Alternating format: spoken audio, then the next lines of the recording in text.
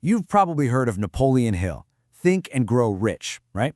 But what if I told you he left behind one final secret, a piece of work so important it was only published after he died? They say it's the master key to, well, everything he ever taught.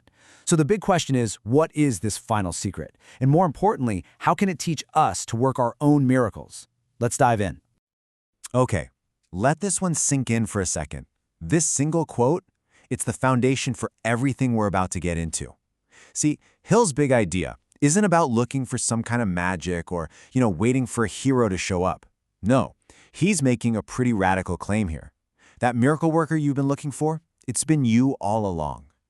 So this final work, don't think of it as just another book with a new idea. It's more like the master key, the thing that unlocks every other principle he ever taught. It's kind of like finding the source code for success, the very blueprint that millionaires have been using for decades. So I'll ask again, what is this final secret? All right, here we go. The secret starts with something you might not expect. It's all about redefining one single incredibly powerful word, miracle. Because according to Hill, we've been thinking about it completely wrong. And this is such a huge shift in perspective, right? The usual definition of a miracle, it makes you a spectator in your own life.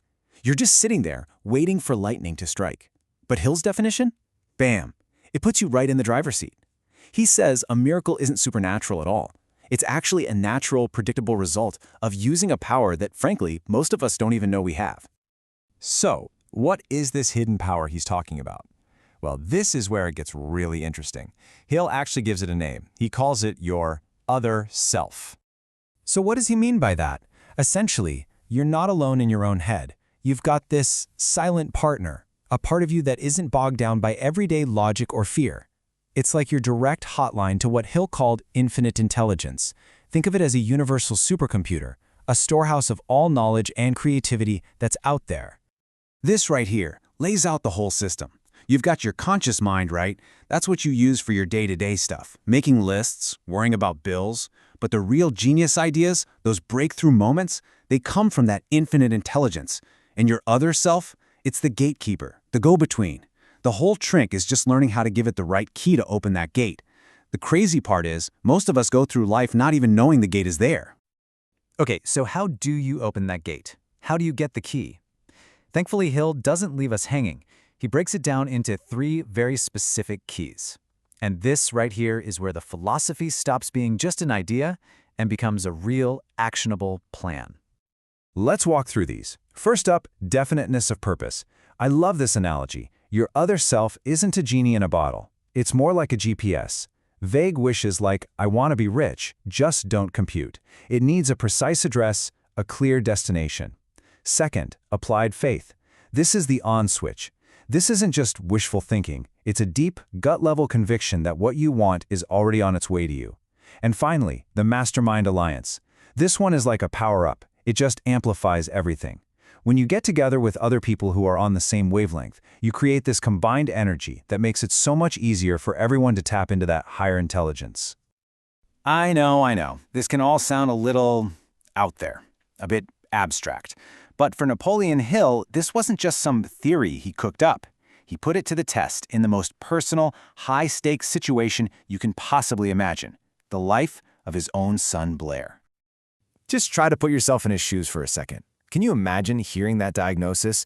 The experts, the people in white coats, they delivered a life sentence for his son, a verdict based on every known law of medical science. They basically said, there is no hope, it's over.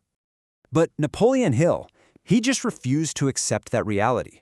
He decided to put his own life's work, his own principles to the ultimate test. He created a definite purpose, crystal clear. His son would hear and he would speak. And he held on to that with that unwavering applied faith we talked about, literally creating a mental reality that was more powerful than the physical one everyone else was seeing. And the result? Well, it was exactly what most people would call a miracle. Somehow, Blair's mind, influenced by his father's powerful, relentless belief, found another way. He actually developed the ability to hear through the vibrations in the bones of his skull. He learned to speak. He went on to live a full, normal, successful life, completely defying that impossible verdict. For Hill, this was it. This was the ultimate proof that these principles weren't just nice ideas in a book. So you see, this isn't just some feel-good, inspiring story. It's a real-world demonstration of a repeatable process. The story of Blair is the proof. Now let's look at the practical plan, the toolkit you can use to apply this very same power in your own life. Okay, this is where we shift gears from philosophy to action. Because Hill's final message wasn't just about inspiring you, it was about equipping you with a set of tools you can actually use. All right, think of this as your first miracle starter kit. The first 3 steps we've covered, definite purpose, applied faith, and the mastermind, that's all about programming your other self, giving it the instructions. But look at that last one, personal initiative. That's the spark plug. All the belief in the world means nothing without that one small, immediate action. You can't just think, you have to do. That's the step that makes the whole connection real.